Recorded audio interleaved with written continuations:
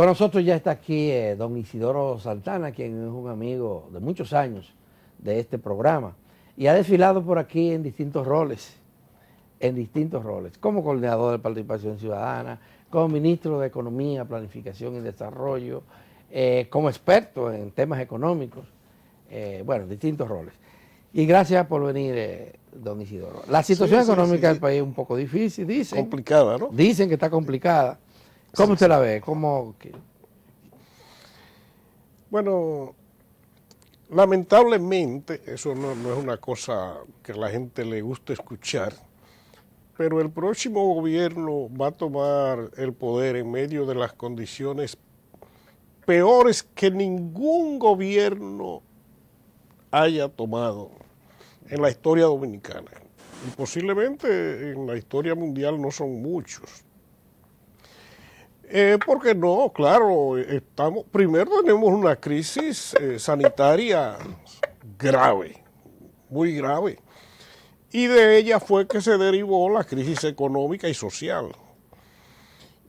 Y de eso se va a derivar una crisis fiscal que ya se ha venido gestando y que va a limitar enormemente la capacidad de acción del nuevo gobierno. Y crucemos los dedos que la cosa no se extienda hasta convertirse en una crisis financiera, porque eso podría El FMI está advirtiendo que en el mundo podría ocurrir eso. Sí, porque normalmente cuando las empresas acumulan pérdidas sistemáticas por cierre o por lo que sea, por disminución de ventas, entonces con el tiempo ya no van a poder ahorrar sus deudas y van a comenzar a atrasarse y puede provocar que muchos bancos tampoco puedan ahorrar sus deudas con los depositantes, con la gente. Pero eso hasta ahora no se ve, pero puede llegar a ocurrir.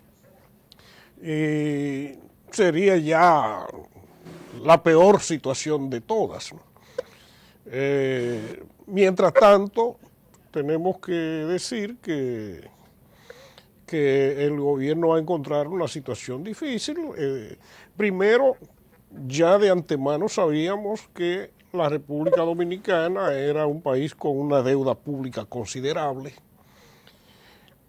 Y durante el presente año, pues al caer las fuentes de ingresos y aumentar la presión por gastos, cosa que va a seguir, se ha generado un déficit mucho mayor del que estaba previsto y eso va a terminar con una deuda mucho mayor también de lo que estaba previsto. Es decir, que vamos a encontrar el gobierno, en resumen, menos ingresos, más necesidad de gastos y más deuda. Y no le queda más remedio que salir a buscar más dinero prestado, porque no hay otra opción. Ese es el panorama que va a encontrar el próximo gobierno. ¿Y encontrará fuentes de financiamiento, de endeudamiento sana? Mira, yo creo que desde ya, eso sería lo correcto, los funcionarios del equipo económico del nuevo gobierno pues deberían comenzar a hacer las gestiones. Si fuera necesario, que se acompañaran de los funcionarios del gobierno saliente para buscar financiamiento ahora, porque uno nunca sabe, falta más de un mes para el cambio de gobierno. En este momento, si se sale a buscar, aparece. El asunto está en que no se puede perder, exacto, no se puede perder demasiado tiempo, porque es lo mismo que están haciendo todos los gobiernos, todos los gobiernos del mundo. No es porque esto es bueno o malo, es una necesidad. Y entonces, como todo el mundo va a salir, está saliendo y va a salir a buscar dinero, pues lo correcto es tratar de salir lo antes posible. Juan. Bueno, nosotros estamos, Isidoro, en un círculo vicioso. incluso con muchísimo desorden, porque suspendimos la tercera fase de la reactivación económica, pero nos metimos en la cuarta sin reactivar la tercera, porque han empezado los vuelos internacionales, los aeropuertos se abrieron, eso era de la cuarta fase. Pero al mismo tiempo, entonces, crece la pandemia de manera cada día más fuerte, ¿no? Ya ayer con una tasa de positividad de 32%, de cada 100 pruebas, 32 ya dan positivo. Entonces, aumentaron por supuesto las pruebas, ya ayer se hicieron 3.600 pruebas, 3.654. Entonces, estamos atrapados. ¿Cómo vamos a contener el virus mientras siguen las actividades económicas? Si ya no vamos a poder volver a encerrarnos por 2 meses, porque la catástrofe sería la economía entonces, ¿no? ¿Cómo tú ves la situación? Sí, este es un círculo maldito. Y de verdad que al principio, cuando se inició el proceso del confinamiento, incluyendo la cuarentena y el toque de queda, yo me preocupé mucho porque lo primero es que por determinadas características de la sociedad dominicana, y esto es también expansivo a la mayoría de los países de América Latina, aquí no podía nunca haber un cierre total. Nunca pudo haber un toque de queda total. Los países desarrollados, sobre todo los países europeos, primero los asiáticos y después los europeos, cuando vieron la situación muy complicada y provocaron un cierre total. Y eso fue lo que permitió que comenzara a reducirse los contagios y se pudiera controlar el coronavirus. Pero aquí en República Dominicana no es que es cuestión de que primera ola o segunda ola, es que todavía estamos en la misma ola. Es que la ola sigue creciendo. Exacto, nunca hubo disminución de los contagios. Así es. Y llegó el momento de reabrir, pero el problema seguía creciendo. Y también en algún momento había que reabrir porque peor es que la gente se muera de hambre. Entonces había una situación complicada. Además teníamos el proceso electoral porque había que hacer las elecciones. Esto nos complica enormemente. Pero de hecho fue la gente la que abrió. La gente rompió eso 2 semanas antes de que se abriera formalmente. Bueno, pero el gobierno lo permitió. Porque el problema era que el gobierno tenía miedo de reprimir. Sí. Y se hizo de la vista gorda mientras la gente salía a la calle. Contrario a lo que, como dice usted, ocurrió en Europa, porque en España era preso que iba. Sí, y se le impedía a la gente ir de una ciudad a otra, de un barrio a otro. No podían salir. No podían, estaban confinados. En nuestro país, hacer eso se encuentra con 2 graves dificultades. Una, un Estado mucho más débil. Un Estado que la gente no respeta. Claro, para nada. La gente no respeta el Estado en nuestro país y en América Latina en general. Y otra es hemos llegado. Una economía demasiado informal, donde mucha gente tiene que salir como condición de vida, porque tiene que ganarse el sustento del día siguiente. Si no sale, no come. Exacto, si no sale, no come. Esas 2 condiciones hacen mucho más difícil el control de la enfermedad en República Dominicana. Y entonces a esto se agrega un problema de una debilidad fiscal terrible, porque el Estado, para poder garantizar el confinamiento, tenía que tener dinero suficiente o conseguir rápidamente dinero suficiente para llevar a cabo programas, pero mucho más masivos y mucho más cuantiosos, que es lo que se pusieron en vigencia, que le garantizaran a la gente que iban a estar recibiendo ingresos suficientes que le permitieran quedarse en casa y solo y exclusivamente salir a comprar la comida o el medicamento. Eso nunca pudo ocurrir y el nuevo gobierno se va a encontrar todavía con más limitaciones. Por eso digo que hay que salir a buscar dinero, porque no se puede parar.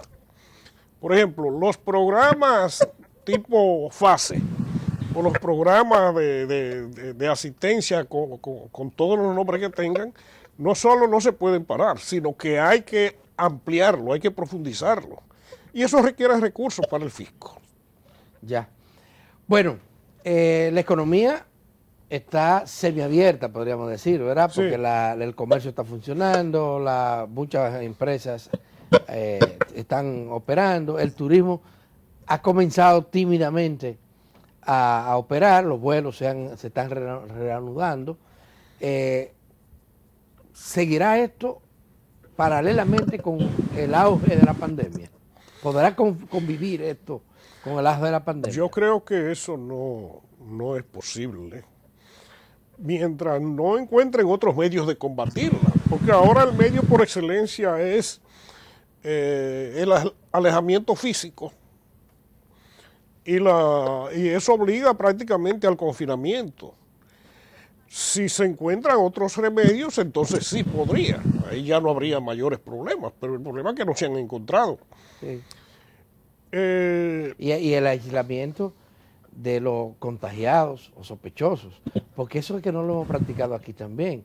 Hemos carecido de un sistema de epidemiología capaz de rastrear los casos, como han hecho en Europa o han hecho, inclusive en Estados Unidos, pese a todas las dificultades, hay la manera en Nueva York lo lograron, de ver a cuánta gente se contagió un contagiado. sí. Aquí no tenemos. Y aún así, en Estados Unidos aparecen cada vez que alguien va y se hace una prueba, a pesar de que nunca sintió nada, aparece muchísima Siguen gente que ya aumentando los casos. pasaron el Sí. coronavirus. Sí. Mira, esto sabíamos antes que teníamos un sistema de salud muy precario, no se dedicaron los recursos en la magnitud. Además, esto llegó demasiado de improviso y no había condiciones materiales para salir a buscar equipamiento que posiblemente se puso más escasos de la cuenta de manera inmediata. Y eso imposibilitó que se hicieran cosas. Por ejemplo, al iniciar esto yo propuse que todos los hoteles del Estado, que el Estado tiene hoteles en la mayoría en gran parte de las ciudades del interior del país, no en la mayoría, pero en una gran parte. Y en el propio Santo Domingo, muchos de los cuales están cerrados, pero tienen sus habitaciones, su cama con su baño, que era habilitarlo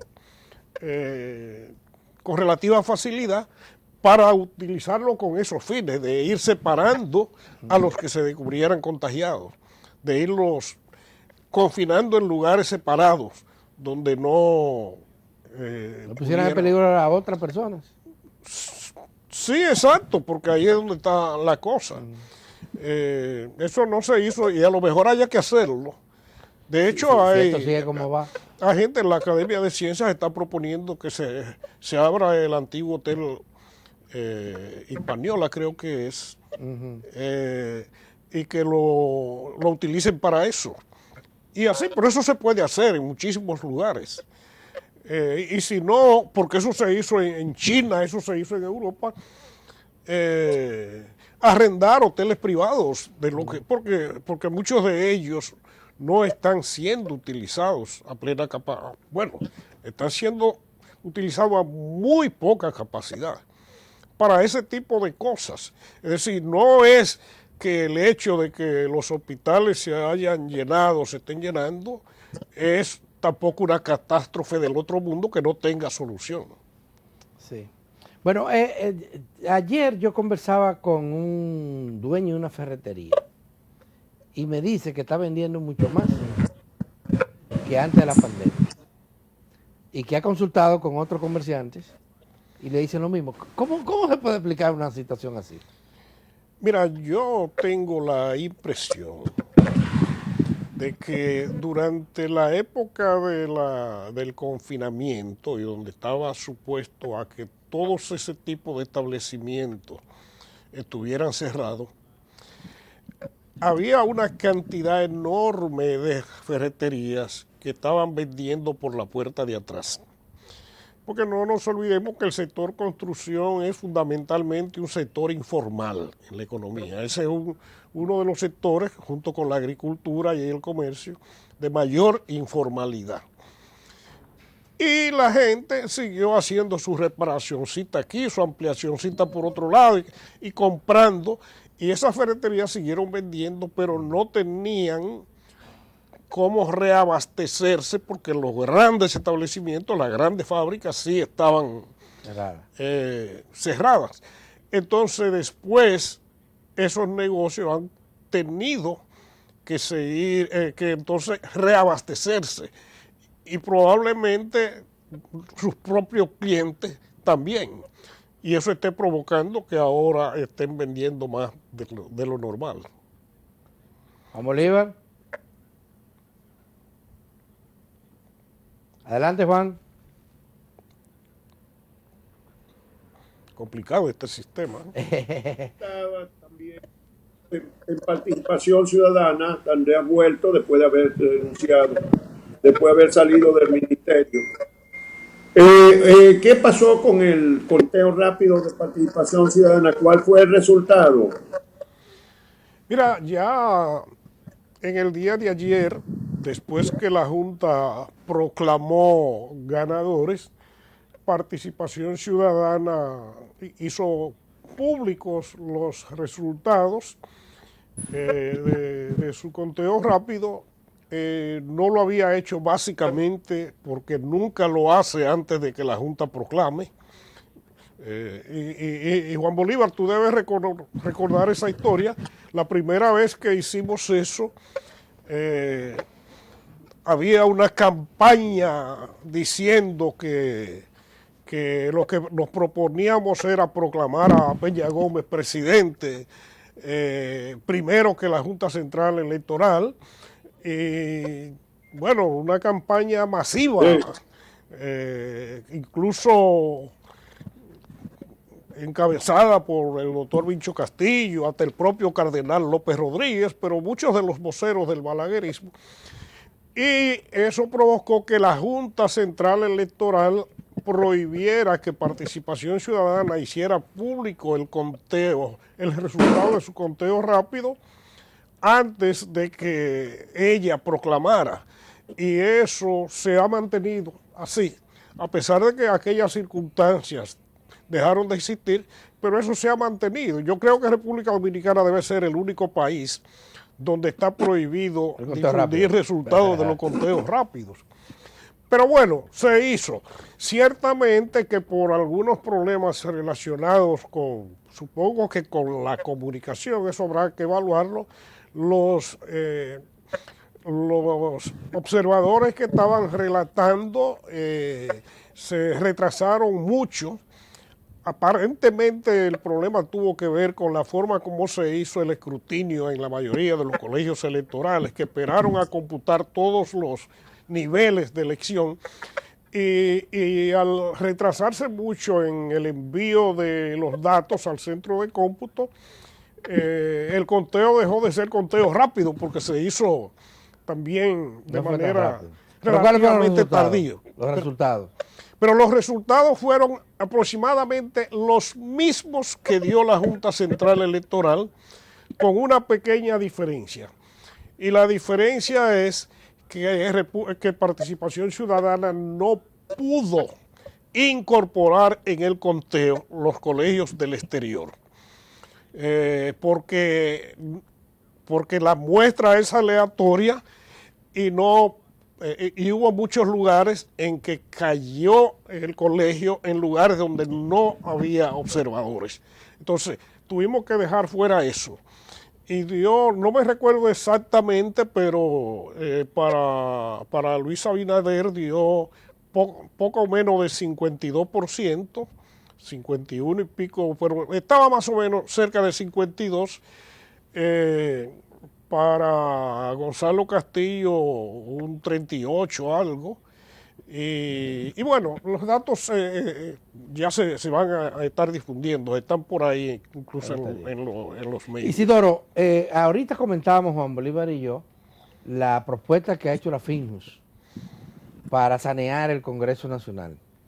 ¿Qué piensas sobre esto? Mira, eso es un reclamo de largo plazo de la sociedad. Es muy bueno que FINJUS haya refrescado la atención en este momento. Pero la misma Participación Ciudadana tiene muchísimo tiempo denunciando los privilegios que se han autoasignado los congresistas, incluyendo esas dos exoneraciones de vehículos por periodo, es decir, cada 2 años, que se presta a todo tipo de corruptela, porque se compran vehículos súper lujosos y eso se vende y se convierte en un negocio para el legislador. Lo mismo que los barrilitos que ni siquiera recuerdo cómo se llama, cofrecito, y eso de ponerse su propio plan de pensiones particular con el recurso de los contribuyentes, porque si fueran ellos que lo pagan, pero ellos lo pagan quizás por 4 años, por el periodo que estén, pero después de eso, asignarse pensiones que no están al alcance de la población y ese tipo de cosas. Bueno, lo de vehículo oficial o placa oficial, hay cosas que son comprensibles y eso sí creo que es correcto que un legislador tenga la placa. Ya oí que También podría ser que le asignaran vehículos. Eso sería lo lógico. Y entiendo que así era antes, porque muchas de estas cosas son inventos que vinieron en las últimas décadas, sí. Que es buen momento para tratar de que eso se sanee. Obviamente habrá algunas voces en el Congreso que propugnarán porque eso se haga, pero es posible que no alcancen la mayoría porque hay mucha gente ahí que viene con su misma tradición y su... Pero tendría que ser una decisión también de los partidos que representan a estos legisladores. También. Si hay una voluntad firme de sanear la sociedad dominicana, no solamente el Congreso, ¿verdad? Sí. Eso se podría firmar. Y Luis Abinader presentó, antes de llegar al poder, un código de ética para los funcionarios y los dirigentes de ese partido. Si lo cumplieran... Ahí está el detalle. Si lo cumplieran, porque aquí hay muchísimos códigos de ética, pero también hay muchísima corrupción. Y hay muchísimas leyes. Las leyes prohíben los privilegios. Claro. Nadie puede gobernar para sí mismo. Y en la Constitución y todas estas cosas. ¿No? Es decir, el problema dominicano no es que haya eso, que haya el código, es que se cumpla. Es que se cumpla ahora. Bueno, llegamos al final de esta entrevista. Hay que agradecerle a nuestro amigo Isidoro Santana por haber atendido a nuestra invitación. Y por supuesto que él seguirá siendo un consultor nuestro, honorífico, de este programa para tratar temas no solamente de economía, sino también de institucionalidad y de muchas otras cosas. Vamos a pausar y volvemos en un momento. Gracias, Isidoro. Es un placer. Juan, ¿quieres preguntarle algo más? Isidoro. Cuéntame. ¿Sí? Isidoro. Sí. Si le agregan el porcentaje que corresponde al voto en el exterior, el conteo rápido de Participación Ciudadana va a quedar casi exacto. Exactamente. Porque fueron en el presidencial fueron 130 y pico mil votos más en el exterior. Y Abinader cogió el 71% de ellos, de manera que esa diferencia que ustedes tienen de 0.50 con lo que sacó Abinader, seguro se reduce al mínimo.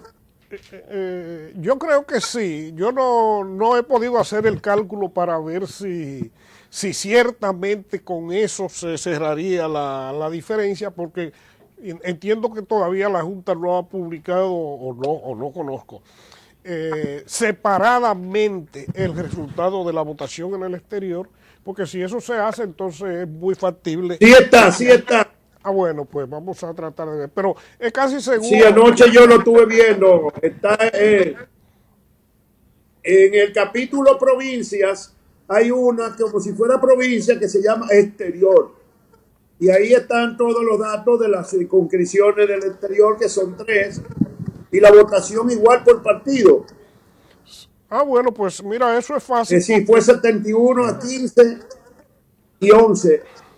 Sí, e incluso cualquier... 71 el PRM, 15 aliado, 15 el PLD y 11 la Fuerza del Pueblo, PRCC, que fue quien encarnó la alianza. Sí.